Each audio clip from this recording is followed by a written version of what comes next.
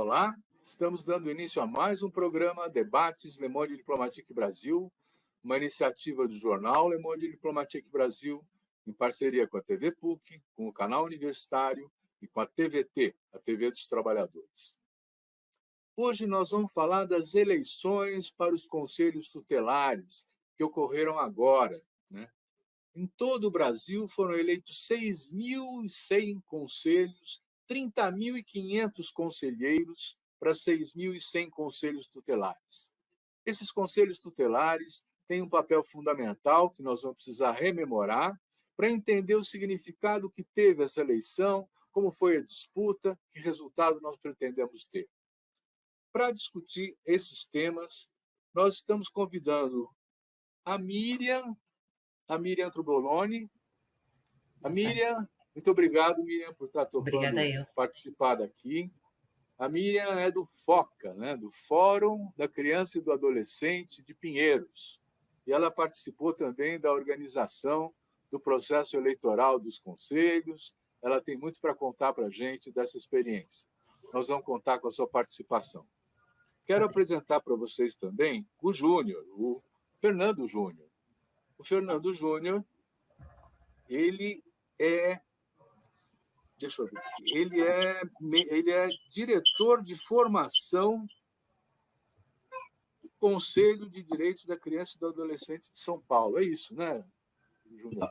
A Associação Paulista de Conselheiros e Ex-Conselheiros Tutelares. É a Muito PCT. Obrigado. É melhor você mesmo dizer do que eu, né? Tá bom. Tudo bem. Então vamos começar, Júnior, com você mesmo. Eu acho que nós primeiro precisamos assentar uma base comum de entendimento da importância desses conselhos e da importância dessa eleição.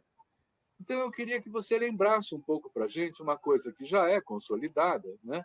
Quer dizer, o que são esses conselhos tutelares, quando eles surgiram, o que eles fazem?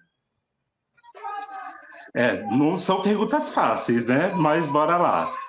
Bom, vamos iniciar então aí, aqui na nossa cidade, né, na capital paulista, a gente tem a primeira gestão de conselhos tutelares na década de 90, ali em 1992, quando a então prefeita Luísa Erundina cria 20 conselhos tutelares, né, na cidade de São Paulo. E de lá para cá, a gente teve o avanço aí, a ampliação, 32 conselhos, né? Então, hoje, a cidade de São Paulo, ela conta com 52 conselhos tutelares. O conselho tutelar é, objetivamente falando, tentando falar de uma maneira que esteja compreensível as pessoas que estão conosco assistindo, o conselho tutelar, eles são responsáveis de zelar pelo cumprimento dos direitos da criança e do adolescente, né? Então, quem é que tem a responsabilidade na nossa sociedade de garantir os direitos dos nossos meninos e meninas? É a família, é a sociedade e é o Estado. Quando um desses três são omissos, negligentes ou violam os direitos das nossas crianças e adolescentes, o Conselho Tutelar é o órgão que deve ser acionado para que ele possa, por meio das suas ferramentas, restabelecer um direito que foi violado, negligenciado ou ameaçado, né? Então, eles são os zeladores, né? Os guardiões desses direitos que o Estatuto da Criança e do Adolescente prevê pela Lei 8.069 de 1990, que é aí o nosso tão amado Estatuto da Criança e do Adolescente. Então, de uma maneira bem resumida e objetiva, são os conselhos tutelares que zelam para que aqueles que têm a obrigação de garantir os direitos da criança e do adolescente o façam. E quando estes não fizerem, eles possam ser acionados para que, por meio das ferramentas de trabalho, eles possam acionar para que seja restabelecido o direito que foi violado. Objetivamente, eu diria que conselhos tutelares têm essa função, essa competência. É um excelente começo. Miriam, você pode nos dar uns casos concretos do que trata o Conselho Tutelar?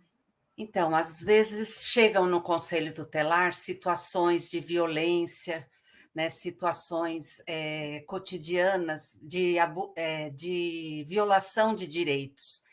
Então, uma criança e um adolescente que está fora da escola, né, ela está com seu direito violado, ela pode recorrer ao Conselho Tutelar. Às vezes, uma criança e um adolescente que não está tendo seu direito garantido, de saúde, de educação, de assistência social. Muitas vezes, as próprias famílias procuram o conselho tutelar como uma forma de garantir direitos. E, por vezes, as próprias famílias estão com seus direitos violados. Então, acho que essa é uma questão importante, porque, por vezes, se julga que a família é negligente, mas há situações que a negligência parte do próprio poder público, que não garantiu o atendimento. Então, o direito ao trabalho, à renda, à moradia está violado, e o Conselho Tutelar pode requisitar esses serviços públicos, pode acionar as políticas públicas para que esses direitos sejam restabelecidos. Além disso, o Conselho Tutelar pode fiscalizar os serviços de atendimento a essa população, seja criança, a serviços que atendem crianças e adolescentes. Essa é uma outra função. Então, ele é um membro da comunidade que tem que estar atento a essas situações, tem que trabalhar de forma articulada com vários setores, saúde, educação, tem que conhecer, tem que ter uma série de conhecimentos para que ele possa requisitar e restabelecer esses direitos. Outra coisa que cabe ao Conselho Tutelar é participar do orçamento, porque se ele é um membro da comunidade, se ele está identificando quais são as violações, quais são as necessidades da população daquele local, ele tem direito e dever de participar do orçamento público e indicar, nessa época, o que precisa ser feito naquele território para que esses direitos sejam garantidos. Muito bom. Mir, eu tô aqui seguindo a orientação e que a gente pode interromper uns aos outros. Por favor. Não, queria, a Miriam, antes desse último ponto, a Miriam tocou no item que é a fiscalização nas entidades de atendimento, né? Eu acho que esse é um dos pontos, não mais importante, mas tão importante quanto as demais atribuições que o conselheiro tutelar tem, contudo, ele é pouco exercido, né? Porque os conselhos acabam tendo, se atribuindo, né, ou sendo atribuído a eles tantas questões, tantas funções que muitas vezes não são de sua competência, que aí falta tempo para fazer aquilo que de fato é, né? Então, o que é fiscalizar as entidades de atendimentos governamentais e não governamentais, né? Nós estamos falando que, pelo Estatuto da Criança e do Adolescente, pela lei federal, existem 2 órgãos fiscalizadores. Um é o Ministério Público e o outro é o Conselho Tutelar, né? Então, olha a importância e olha a dimensão de competência e atribuição que esse órgão tem. Então, quando ele vai fazer uma fiscalização numa entidade de atendimento, ele vai aqui embutido aí no seu pensamento pensando, né? Esta organização ou este serviço, este programa, este atendimento, ele obedece aos princípios do Estatuto da Criança e do Adolescente, né? Então, essa é a pergunta. Espera aí, que eu me embananei aqui. Aqui, voltei. Não, tá certo. Essa é a pergunta que vai ali permeando durante todo o período da visitação naquele espaço físico onde está sendo feito o atendimento. Este espaço está atendendo de acordo com os princípios da criança e do adolescente, de acordo com os princípios do Estatuto da Criança e do Adolescente? Se não estiver, claro, o Conselho vai estabelecer ali um período, um prazo de adequação, vai apontar para a organização social, governamental, não governamental, né, quais são as adequações necessárias, o que precisa ser feito, por que ele está considerando que não está de acordo com os princípios do Estatuto, e vai estabelecer um prazo, né? E aí, depois de um tempo, ele vai retornar nesse espaço, vai retornar nesse lugar, para que ele possa, então, dar continuidade no processo de fiscalização, de monitoramento. Então, esse é um ponto bastante interessante. E, por último, que a Miriam trouxe, que eu acho assim, crucial, não existe prioridade absoluta sem prioridade no orçamento. Então, a gente fala do Estatuto da Criança e do Adolescente, que trouxe a criança e o adolescente para uma doutrina da prioridade absoluta, mas se a gente não incluir ela no orçamento, como é que ela vai ser prioridade? Né? Então, ela precisa estar no orçamento público. E aí, o atendimento do Conselho Tutelar no seu dia a dia, ele precisa refletir isso. Né? O atendimento do Conselho Tutelar precisa resultar na contribuição e no apontamento desse Conselho para a inclusão na peça orçamentária de quais são as reais necessidades que o território tem a partir da demanda atendida. Era um pouco isso que eu queria contribuir. E eu fico com uma pergunta, né? O Conselho Tutelar tem poderes de tomar decisões ou ele aciona outros órgãos públicos, como a Segurança Pública, como, enfim, a Secretaria de Assistência Social? Miriam, como é que é isso? Qual é o poder do Conselho Tutelar? Eu acredito que as duas coisas. Ele aciona o tempo inteiro, né? Ele tem que acionar, e para isso é importante ele conhecer, ele trabalhar com a rede de atendimento, conhecer as políticas públicas e poder acionar e saber o que compete a cada serviço, a cada política pública. Fora isso, além de acionar, ele tem poder, porque o Conselho Tutelar ele aplica medidas de proteção. As medidas de proteção, elas têm até uma ordem no próprio estatuto, que acho que o Júnior pode descrever melhor, mas desde uma orientação, desde um encaminhamento da própria criança, da família. Então, ele vai até a última medida de proteção, que é o acolhimento em serviço de acolhimento, mas essa deve ser a última medida.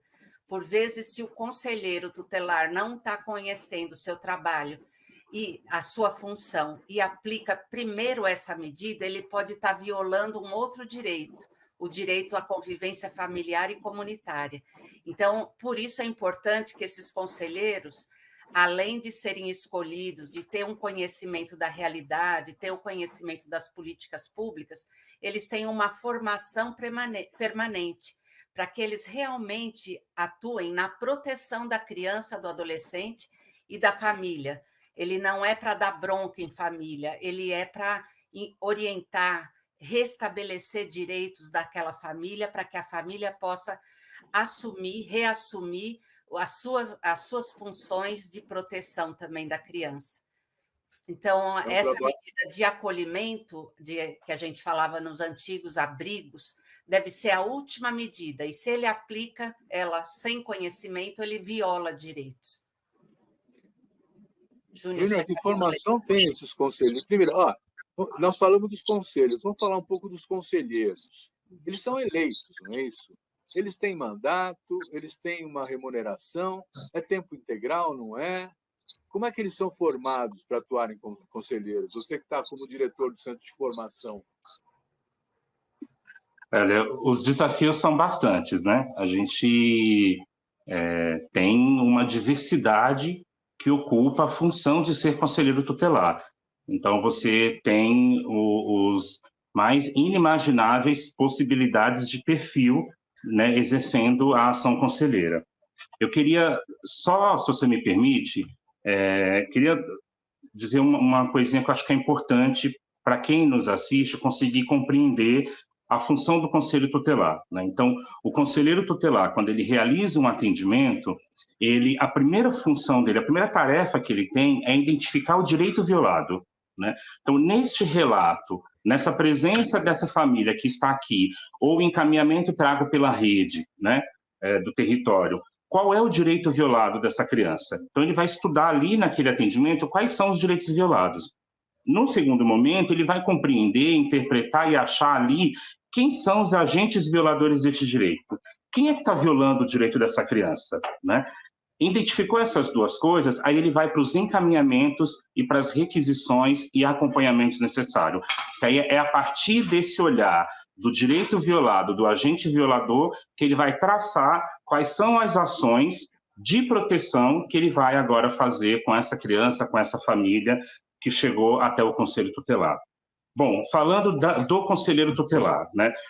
Nós temos um edital que foi quem deu toda a diretriz e o norte dessa eleição que ocorreu no último domingo, dia 1º de outubro, que ele trazia como requisito para ser candidato ao Conselho Tutelar ter maior de 21 anos de idade, ensino médio completo, comprovar a idoneidade moral por meio de documentações expedidas pela Polícia Federal, Estadual, que são os atestados, as certidões criminais e assim por diante, e comprovar a experiência de atuação na promoção, na defesa ou no atendimento aos direitos da criança e do adolescente. Então, esses são os requisitos para ser conselheiro tutelar, né? Então, essas pessoas maiores de 21 anos, que têm o ensino médio concluído, mas, sobretudo, em especial, que tenham experiência comprovada no atendimento e no trabalho com crianças e adolescentes.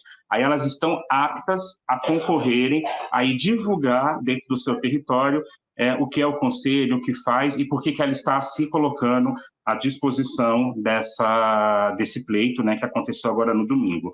Nós tivemos, hoje eu estava lendo, nós tivemos 70%, porque ainda não é um resultado final, é um resultado preliminar, né, da apuração, mas o resultado preliminar, porque ainda cabe recurso, ainda está no processo ainda aí ainda está no processo, né, então ainda não foi publicado a lista final dos eleitos, mas a gente tem 70% dos conselhos tutelares renovados, né?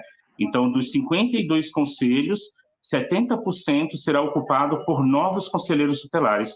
Apenas 30 foram reeleitos para dar continuidade a mais uma gestão, que é uma gestão de 4 anos, né? Eles exercem um mandato eletivo, eles são eleitos para ser conselheiros tutelares pelo mandato de 4 anos.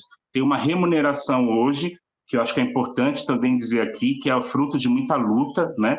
Porque os primeiros conselheiros tutelares recebiam uma ajuda de custo ali de R$80, R$180 quando começaram, e hoje a remuneração, depois de muita luta da classe trabalhadora, ela é de R$4.000, com direito às férias, a 13º, então, enfim, com os direitos sociais e trabalhistas garantido, fruto, de novo, quero repetir, de muita luta da classe trabalhadora. Muito bem. Nós vamos fazer um pequeno intervalo e já voltamos nesse papo.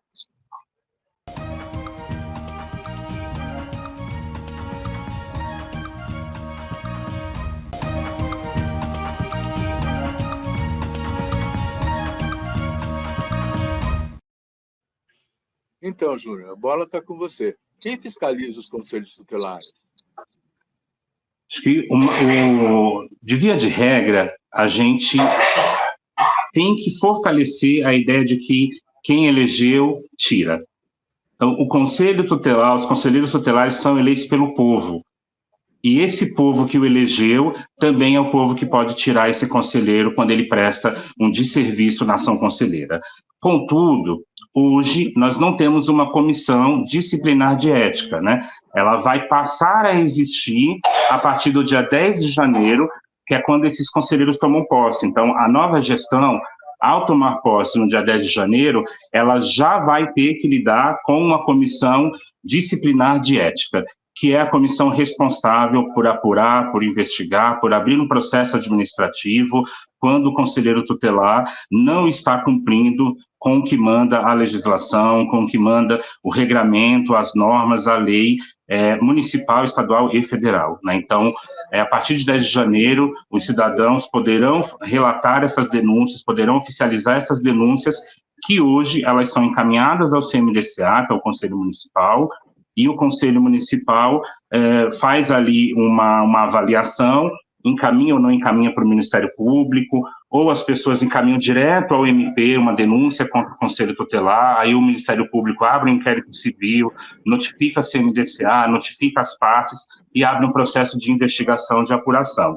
Mas a nossa lei, aprovada em julho em julho do ano passado, vai disciplinar uma comissão de ética competente e responsável para exercer essa função de investigar e apurar as condutas equivocadas e as condutas crimes que o conselheiro tutelar venha fazer durante o período do seu exercício da sua função. Muito bem. Miriam, você tocou aí o tema de que existe uma disputa na sociedade para assumir o controle desses conselhos tutelares. Eu tenho lido nos jornais também que há igrejas que mobilizaram ônibus para garantir que os seus fiéis fossem votar nos conselhos tutelares. E há uma notícia de que houve uma mobilização extraordinária na sociedade esse ano, maior do que a outra vez dos outros conselhos. Eu queria que você fizesse uma análise disso. Essa mobilização foi grande, não foi?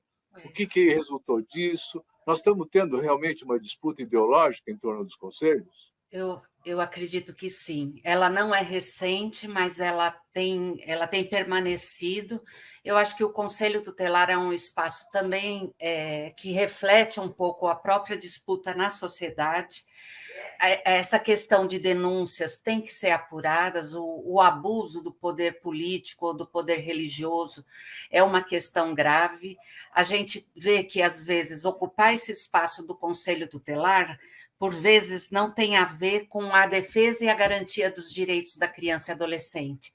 Tem setores da sociedade, principalmente de igrejas conservadoras, né, que têm procurado disputar esse espaço como uma forma de trazer pautas, né, moralistas para dentro dessa prática, para esse atendimento, para trazer pautas que são, por exemplo, contra a questão de gênero, que virou uma grande questão de disputa na sociedade, às vezes também para trazer uma visão de uma família tradicional, que é uma visão que praticamente não corresponde à realidade das famílias, na realidade.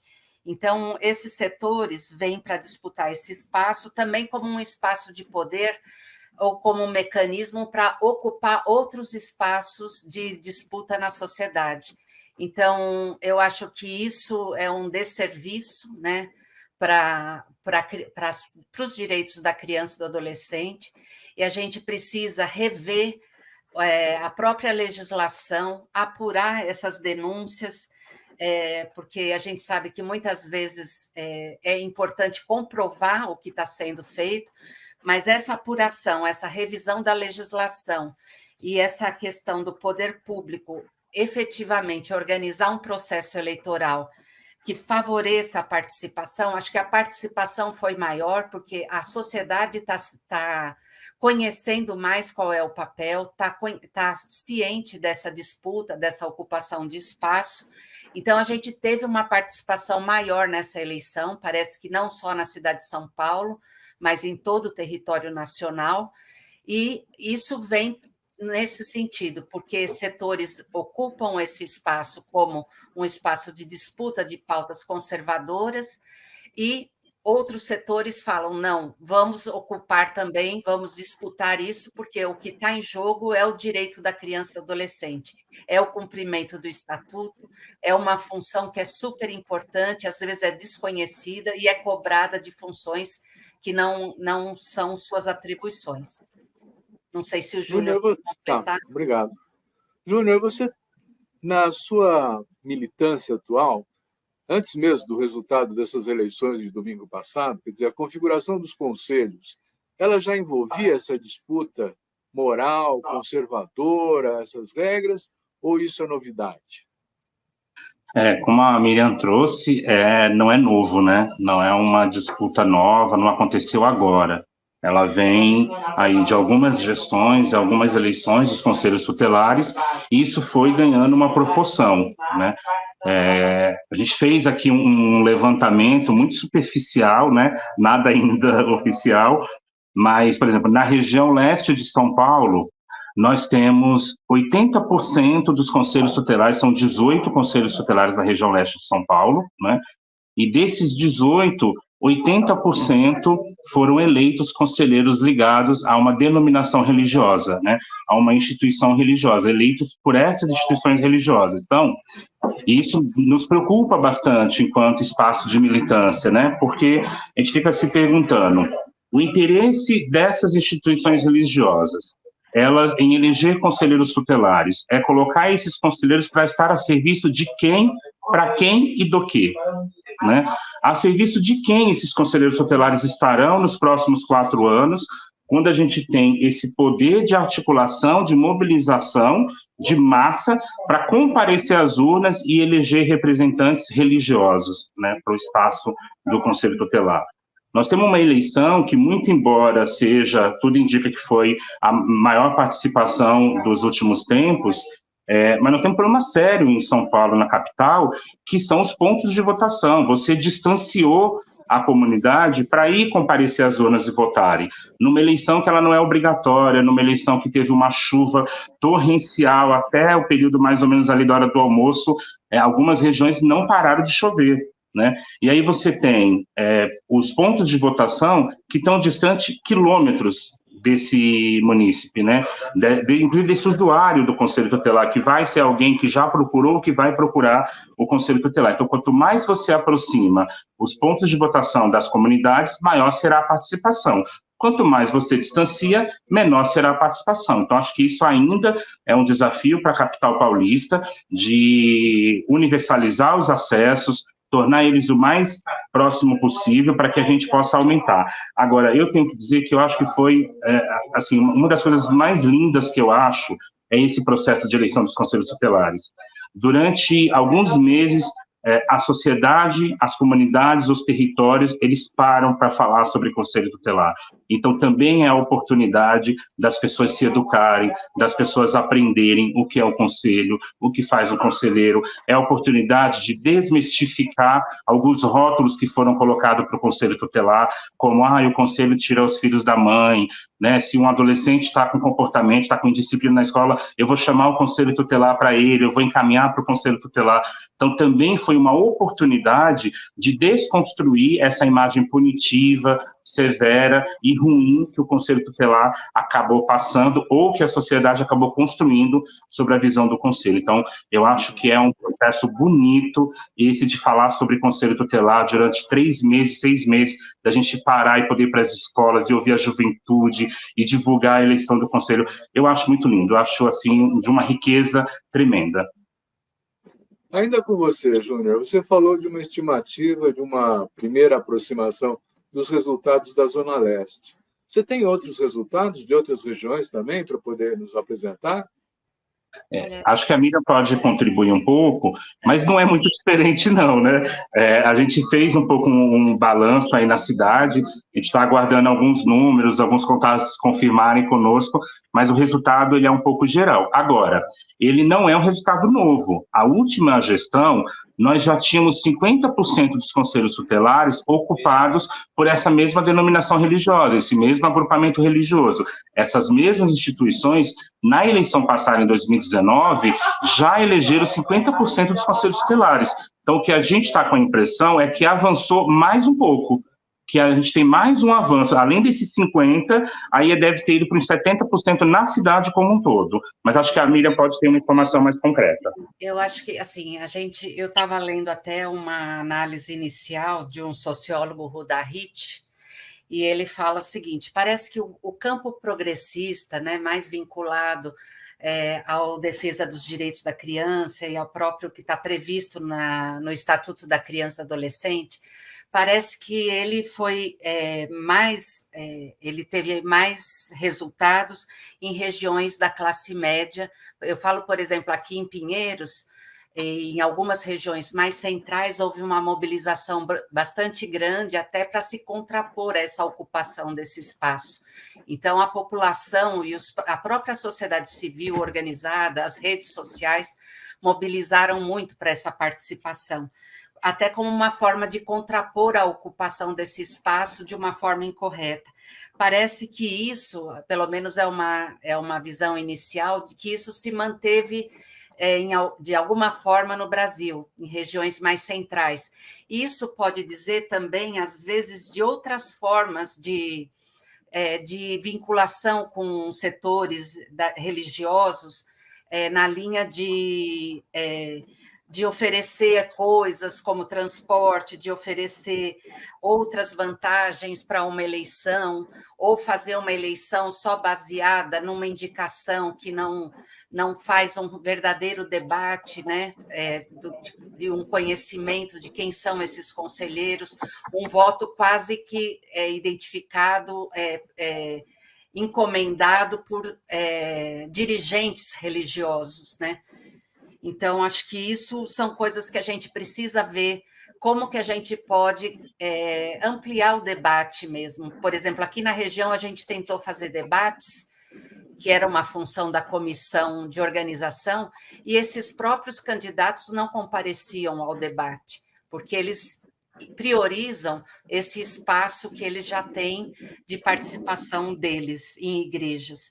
Então, isso é muito grave e a gente precisa ver na legislação formas de mexer com isso, e eu acho que a participação social em fóruns regionais, fóruns municipais, também pode ser um mecanismo onde a sociedade se aproprie, né? Porque criança é prioridade absoluta. Se isso fosse cumprido, não precisaria nem ter conselheiro tutelar. Se tem conselheiro tutelar, é porque, na prática, às vezes a gente tem boas legislações que são referências no mundo inteiro, mas é aquela coisa de letra morta, aquela coisa de que não é cumprido, aquela coisa de que não é de conhecimento público, de que as pessoas não se apropriam dos seus direitos. Então, acho que esse é um desafio para a sociedade. Eu convoco quem estiver interessado a procurar os fóruns regionais, ajudar a organizar, restabelecer esses mecanismos, para ter bons candidatos, para já sair candidatos com mais competência, com mais compromisso, com mais experiência, e para que esses fóruns possam efetivamente apoiar candidatos com esse perfil, muito vinculado ao ECA e não aos princípios, aos conceitos, a uma pauta que não é uma pauta coerente com o que está previsto na legislação brasileira. Muito bom. Nós vamos fazer um último intervalo e depois vamos para o nosso último módulo, tá bom?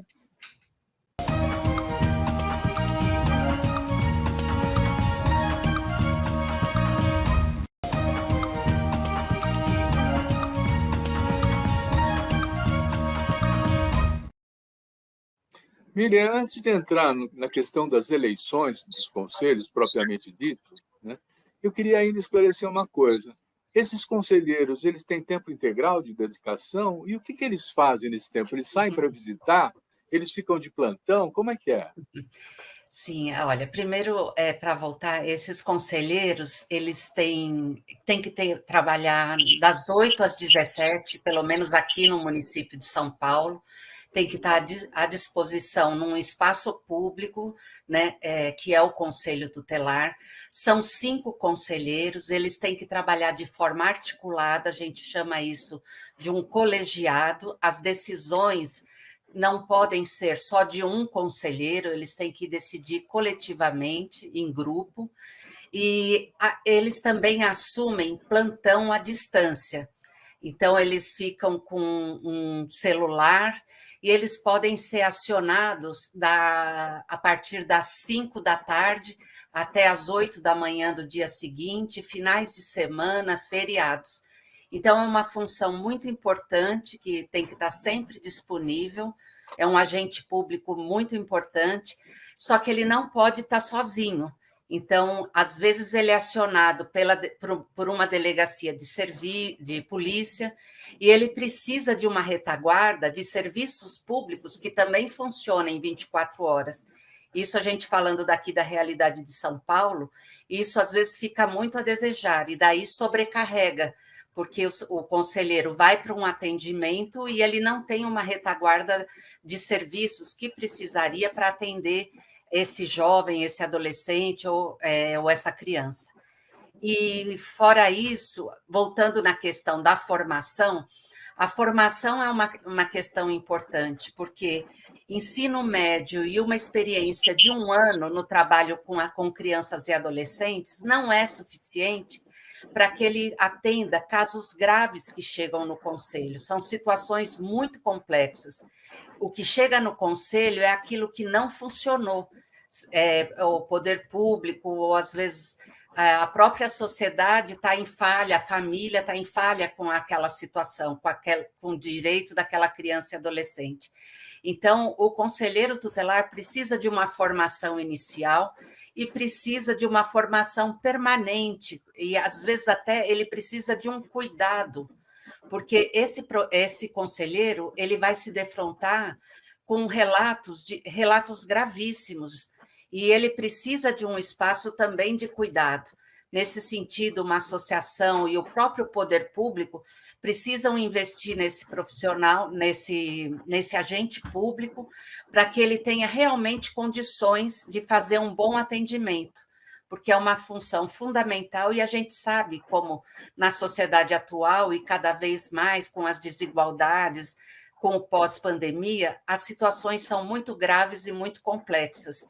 Então, precisa ter um investimento na formação e o poder público, que tenha essa função, tem que fazer isso desde antes da posse e depois durante todo o mandato, porque senão a gente corre o risco de ter agentes violadores de direitos e não agentes de proteção social. Então, pegando essa dica, né? Como é que é a formação dos conselheiros? Você fala que é continuada, mas tem um primeiro pacote, né? Você pode falar disso? A gente tem uma dívida com o segmento de conselhos tutelares, que é isso que a Miriam trouxe, a bendita da formação continuada. A atual gestão, ela, passada 3 anos, eles receberam agora em julho, salvo engano, em julho, por parte do Conselho Municipal dos Direitos da Criança e do Adolescente, que é o CMDCA de São Paulo, uma formação, né, que ocorreu ali, acho que em 4, 5 semanas. Então, após 3 anos e meio de exercício da gestão, né? Então, o que a Miriam traz, ela é, inclusive, uma resolução prevista pelo Conselho Municipal, pelo CMDCA, que é uma formação inicial para quando eles tomam posse em janeiro. Então, tomou posse em janeiro. Bom, acho que primeiro, antes tem a questão da transição, né? Então, garantir agora a transição até 10 de janeiro, um processo de transparência, de responsabilidade e ético. A partir de 10 de janeiro, eles tomam posse, então eles precisam iniciar uma formação inicial, né? Porque, embora sejam pessoas que têm experiência no atendimento com crianças e adolescentes, estar no atendimento numa organização social desenvolvendo atividades recreativas, socioeducativas e pedagógicas é uma coisa. Sentar na mesa do conselho para atender violação de abuso sexual, por exemplo, é uma outra coisa. Então, esse conselheiro precisa minimamente compreender instrumentos, orientação, papel, para que ele não incorra a ser um agente violador, como a Miriam trouxe. Após a formação inicial, você inicia uma formação continuada, porque esse conselheiro precisa entender os fluxos. Qual é o fluxo da assistência social? Qual é o fluxo da saúde? Como é que eu encaminho? Como é que eu envio uma requisição? Porque tem instrumentos próprios, né? Então, esse conselheiro precisa estar apto a fazer um atendimento afetuoso, acolhedor e fraterno com essa família que chega no conselho tutelar, mas 2 horas depois, se for o caso, ele tem que estar preparado para sentar na mesa de um juiz e defender o direito da criança e do adolescente, né? Então, olha como que se exige, ao mesmo tempo que o edital traz requisitos mínimos, na prática do dia a dia se exige muito mais do conselheiro tutelar. Então, a formação continuada é fundamental para que a gente tenha um conselho que preste um bom serviço à comunidade. Do contrário, ele vai ser um desserviço. E aí não serve, não pode ser. Tem que ser um bom conselho, fortalecido, bem instruído, para defender, de fato, os direitos dos nossos meninos e meninas que, a cada minuto, têm o seu direito violado na maior cidade desse país. Tá bom. Miriam, antes de passar para a questão das eleições, eu queria que você falasse um pouco do que é esse fórum, esse FOCA, o Fórum da Criança e do Adolescente. Ele é diferente dos conselhos tutelares, ele é uma articulação independente, né? O que faz? O fórum é um espaço de participação da sociedade civil, né? Está previsto que a sociedade tem mecanismos de participação social, então existem fóruns, aqui na cidade de São Paulo, fóruns regionais, né, porque a cidade é muito grande, e o Fórum Municipal de Defesa dos Direitos da Criança e Adolescente. São espaços abertos para toda a população participar, todo mundo que tem interesse na questão da garantia dos direitos da criança e do adolescente pode participar. Eles geralmente têm reuniões sistemáticas, abertas, participam profissionais, participam servidores públicos, moradores podem participar, moradores daquele território podem participar, além de organizações sociais, das organizações da sociedade civil, e no caso do FOCA Pinheiros, a gente até chama de FOCA, Fórum da Criança e do Adolescente, a gente faz, a cada 2 meses, reunião com as próprias crianças e adolescentes, representantes das escolas públicas municipais do território de Pinheiros, dos serviços de assistência, de ONGs, e elas próprias podem escolher temas para debater as suas necessidades, e de uma forma lúdica é um espaço de participação e de formação das próprias crianças e adolescentes e de protagonismo, onde elas são escutadas, elas levantam quais são suas necessidades, seus problemas. É muito interessante. O Foca Pinheiros, em outras regiões também existe fórum com crianças, e é um espaço de grande participação. A gente mistura crianças e adolescentes, e elas juntas discutem racismo, discutem bullying, cyberbullying, levam depois de volta esses temas para suas unidades escolares, suas instituições. Então, é um mecanismo de participação e de formação cidadã. Então, é um convite que é importante ser feito, que as pessoas procurem os fóruns locais e tentem se engajar, porque o fórum é um mecanismo onde o conselho tutelar, o conselheiro também deve participar, porque ali ele fica conhecendo também quais são os serviços, quais são as comunidades, quais são as demandas da comunidade. Então, é um fórum aberto e de participação social. Muito bem. Júnior, você falou em abuso sexual, e isso me levantou uma questão. Quer dizer, o Conselho Tutelar é um órgão público, portanto, é um órgão laico, né? Mas ele tem ele é atravessado por preocupações como a questão do direito ao aborto ou não, não é? Quer dizer, como é que isso é tratado dentro do Conselho? Você tem conselheiros tutelares que defendem uma coisa, outros que defendem outra, como é que é? A gente, inclusive, acho que foi no ano passado, ano de 2022, nós tivemos um caso no Brasil, né, de uma menina que, fruto do estupro, ela estava gestante e o conselho tutelar, a conselheira tutelar, orientou a família e fez procedimentos e encaminhamentos para que ela levasse a gestação até o final e depois colocasse a criança para adoção, né? Então, na verdade, esse conselho acabou fazendo aquilo que a Miriam trouxe aqui no nosso bate-papo, né? Ele foi, ao invés de ser um garantidor do direito, ele violou o direito, né? Ele colocou uma criança numa situação de extrema violência, né? E ainda fez ela viver essa violência todos os meses, e aí, ainda bem, né, que existe justiça, que existem os mecanismos.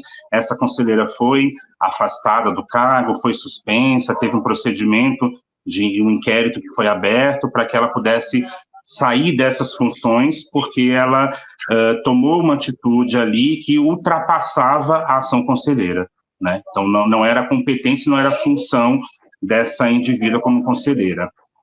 O que eu acho que a gente precisa compreender dentro da ação conselheira eu posso até discordar de algumas questões que chegam ao conselho tutelar, de como a família educa seus filhos, né? Então, estou citando aqui um exemplo, né? Eu acho que essa criança não tinha que estar na rua brincando, tinha que ficar dentro de casa assistindo televisão. Olha, você pode até achar alguma coisa, mas aqui dentro do espaço do conselho tutelar, não é o que você acha. A gente não trabalha a ação conselheira pautada nas suas vivências de família. A gente pauta o atendimento do Conselho Tutelar a partir do que o Estatuto da Criança e do Adolescente estabelece. Aí você vai considerar o Plano Nacional de Convivência Familiar e Comunitária, né, as orientações técnicas, as portarias, os decretos, as leis. Então, o Conselho Tutelar faz a sua ação e a sua atuação pautado na lei. A força do Conselho Tutelar está no seu colegiado, mas o colegiado não está acima da lei, né? Ele é regimentado por isso. Eu acho que isso é uma questão importante. Ela quer falar também. Fala, Miriam. É uma questão. Ele é um agente público, né? E como agente público, ele tem a responsabilidade de seguir estritamente a legislação. Então, por exemplo, nesse exemplo, não dá para um conselheiro que pode ser pessoalmente contra o aborto, não informar sobre a possibilidade do aborto legal, sobre o direito do aborto legal. Então, na ação conselheira, ele está investido ele é um agente público, de um poder público, e o que pode referendar a prática dele é a Constituição, é o Estatuto da Criança e do Adolescente, são outras legislações específicas.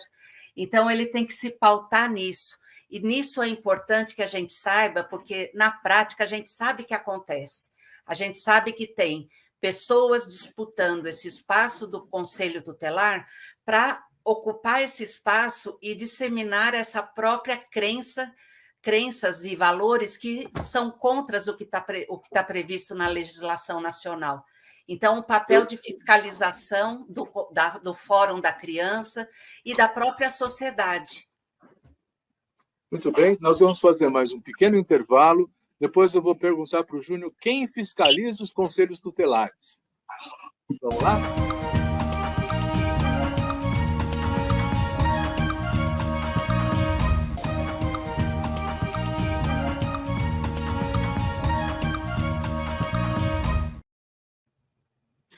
Júnior, como é que nós vamos conviver com conselhos tutelares que têm 70% dos seus conselheiros se pautando pela Bíblia e pela orientação do seu pastor, ao invés da Constituição e do ECA? Como é que a gente faz? É um desafio. É um desafio, mas não é impossível, né? A Miriam apontou um dos caminhos, e um dos caminhos é fortalecer o controle social, fortalecer os espaços que discutem o direito da criança e do adolescente. E o Fórum dos Direitos da Criança e do Adolescente é esse espaço que tem que ser legitimado, potencializado, divulgado e participativo. É dar lugar e voz às crianças e aos adolescentes para terem assento nesses fóruns, para que eles venham dizer o que pensam, o que propõem, o que discutem. E nós, enquanto sociedade civil, temos que fazer o nosso controle social, né? Aonde estão esses conselheiros, quem são esses conselheiros, como é que está sendo a ação conselheira e exigir prestação de contas, né? Então, tem que fazer prestação de contas, né? Qual foi o plano traçado por essa gestão neste ano de 2024, que nós vamos entrar aí na nova gestão, quando entrar em 2024, qual é o plano de trabalho desse colegiado, né? Esse colegiado pretende investir uma atuação pautada em quais eixos, sem fugir daquilo que é a sua competência, que toda violação de direito que chegar ao Conselho será acolhida e atendida e encaminhada, mas existem pautas gritantes em cada território que precisam ser olhadas com prioridade, né? Então, nesse sentido, os fóruns da criança e do adolescente têm um papel crucial de dar suporte para o Conselho Tutelar, porque um Conselho Tutelar fortalecido contribui com a comunidade, mas ele também é o fiscalizador da ação conselheira. E quando este fórum entender que este conselho está violando e não garantindo, ele tem que ser denunciado e tem que ser destituído do cargo ao qual ele foi empossado por lei, mas pelo voto direto. Então, ele está a serviço da comunidade, ele está a serviço da criança e do adolescente. E se for o contrário, ele deve ser cassado, representado e chamado os suplentes para assumirem ou uma nova eleição individualizada, se o caso for. E eu acho que tem que ter consciência de que eles são agentes públicos e que os agentes públicos precisam ter como norte na sua ação todos os princípios previstos na legislação. Então, isso deve pautar a prática da ação conselheira. E acho que a formação nesse sentido é fundamental. Investir para que esses conselheiros conheçam a legislação, aprofundem o conhecimento no próprio Estatuto da Criança e do Adolescente, conheçam as políticas públicas, conheçam os outros atores do sistema de garantia e de direitos, trabalhem em colegiado, quer dizer, a partir do momento que eles são eleitos, eles são um grupo, eles são um coletivo, cada conselho são 5. Então, eles precisam discutir os atendimentos, tomar as decisões em grupo. Isso pode minimizar um pouco alguns riscos, porque daí é um envolvimento de não só de uma pessoa. Se houver um equívoco, outras pessoas podem também vão ser responsabilizadas. Então, a ação conselheira é uma ação de um colegiado. E eu insisto na questão da formação.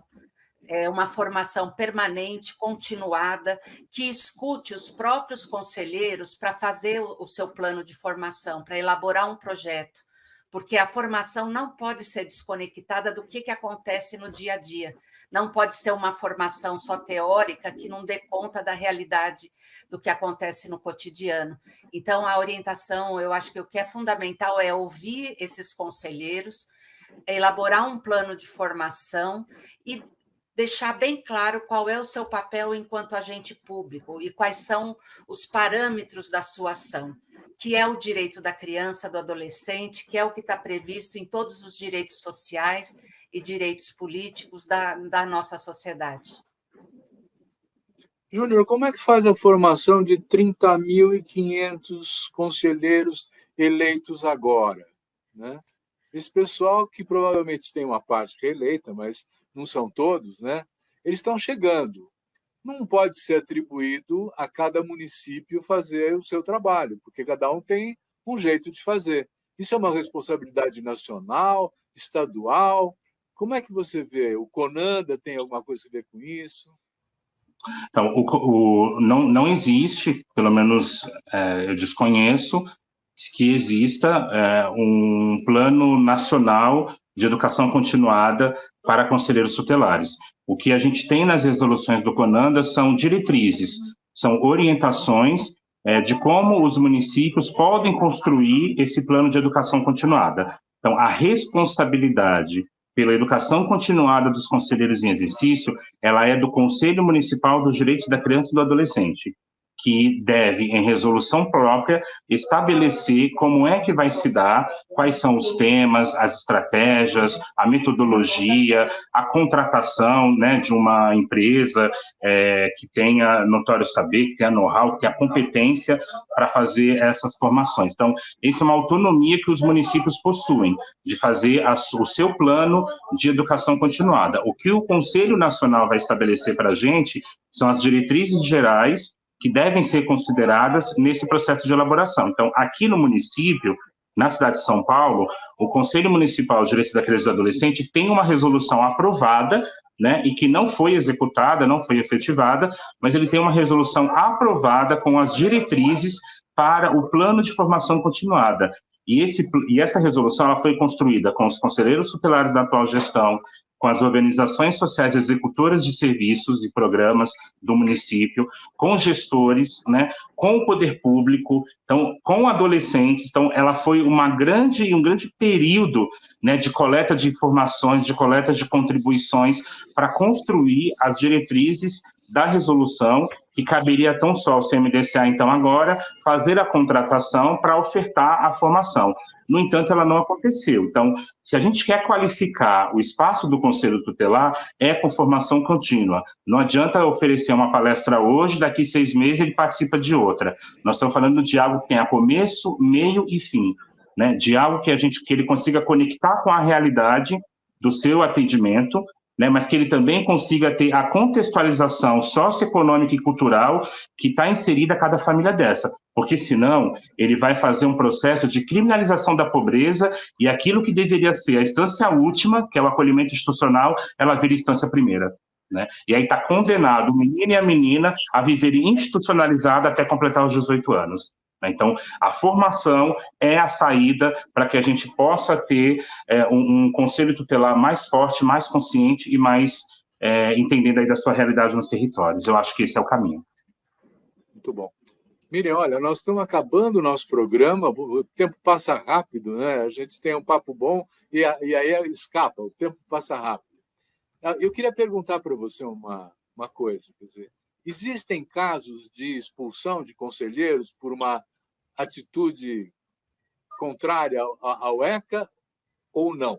E eu queria aproveitar e dar a palavra para cada um de vocês por 1 minuto, para que vocês possam dizer o que queiram no final e se despedir do nosso público.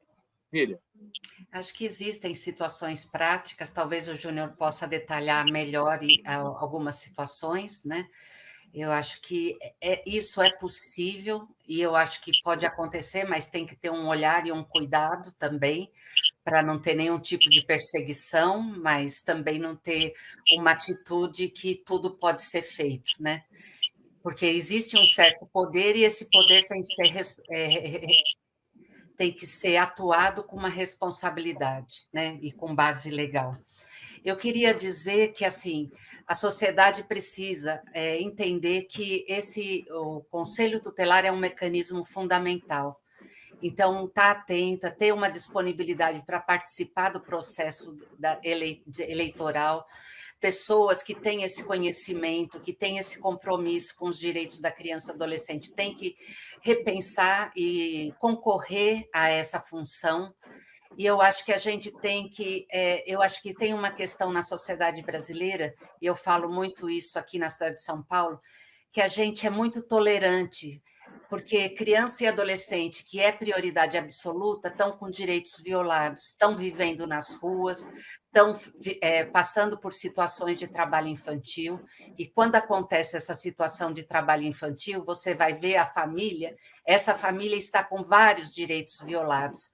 Então, a gente precisa cuidar e proteger as famílias, restabelecer os direitos desses familiares, para que eles possam, de fato, fazer a sua função de proteção das crianças e dos adolescentes. Júnior, uma palavrinha muito rápida que nós estouramos. Que o Conselho Tutelar ele possa, na próxima gestão, dia 10 de janeiro, quando tomarem posse, que cada conselheiro, ao entrar naquele conselho, vista a camisa na defesa dos direitos da criança e do adolescente.